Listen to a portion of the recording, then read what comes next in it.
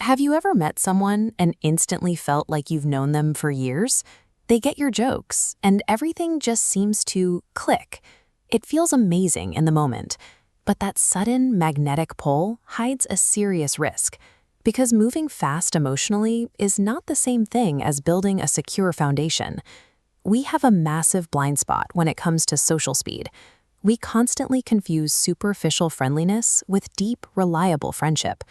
Warmth and charisma are great for kicking off a conversation, but character, the actual proof that someone is safe and dependable, only shows up through a long track record of repeated, consistent choices. Giving someone full access to your personal information, your loyalty, or your home based on a single good conversation is a lapse in personal safety. You're making a long-term investment based entirely on a first impression. There are specific behavioral tells, warning signs, that let you know an interaction is pushing past safe emotional speed limits. The first is immediate forced closeness. They act like your best friend right out of the gate, claiming a level of intimacy that they simply haven't put in the time to earn. The second is premature oversharing. They dump heavy, intimate details into your lap right away to artificially manufacture a bond. Third, watch out for the compliment barrage. When praise is constant and exaggerated, it often functions as a way to create a quiet sense of debt. Fourth is the subtle boundary push.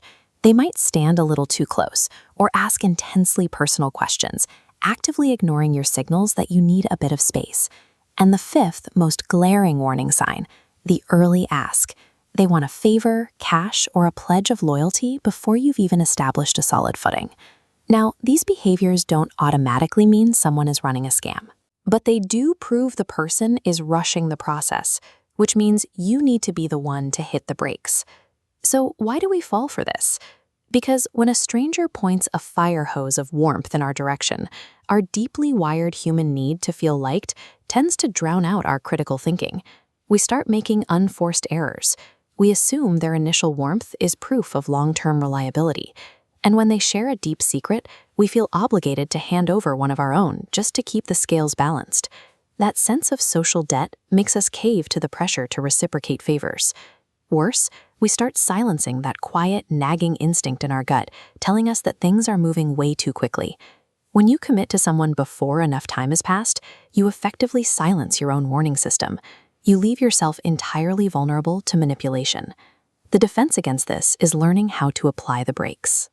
You can slow the pace of any relationship without turning into a cold, suspicious grump. Think of it like a house. You can be polite, smiling, and completely approachable on the front porch while keeping the deadbolt locked on the inner circle of your life.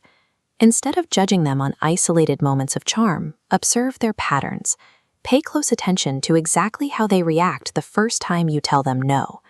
Real trust is meted out in small, low-risk installments. You agree to another conversation. You offer limited help instead of open-ended access.